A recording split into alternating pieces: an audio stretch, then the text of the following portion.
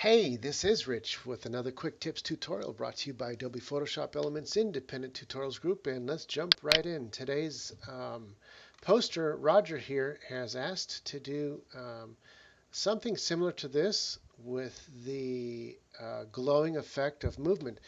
Now, just to let you know that this glowing effect, all this is a PNG posted right in front of the regular photo.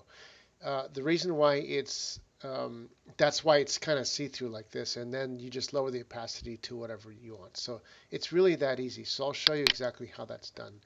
And we're going to start with our background.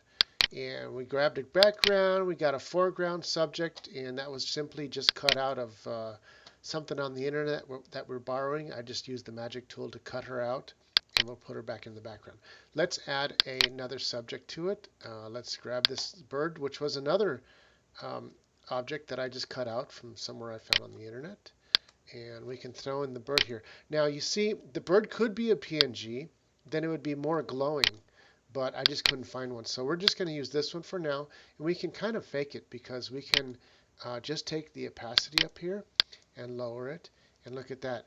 It looks similar to Roger's photo of the PNG. So now we got that kind of see-through. The last thing is the movement. Ooh, let's find a PNG movement, and that's going to be right here. You can draw it yourself from scratch, but I just borrowed this one from the internet. I'm going to bring that right into our photo, and let's put it right around here like this to make it look like it's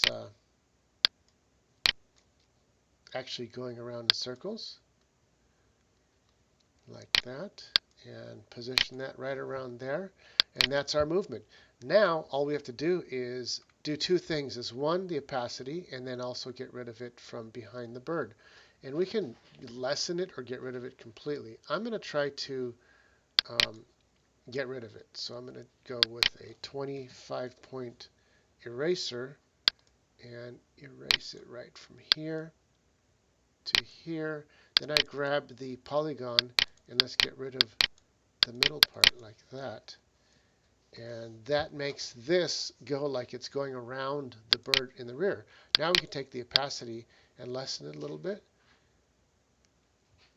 And there you have your movement. Actually, that one's okay if it's almost at 100%. But we kind of like it. Let's see, bring that up here so it matches the top of her wand there. And that's pretty much it, how we try to translate a movement into a solid object picture. And that's all there is to it. This is Rich over at TVP Live saying over and out for now. Bye.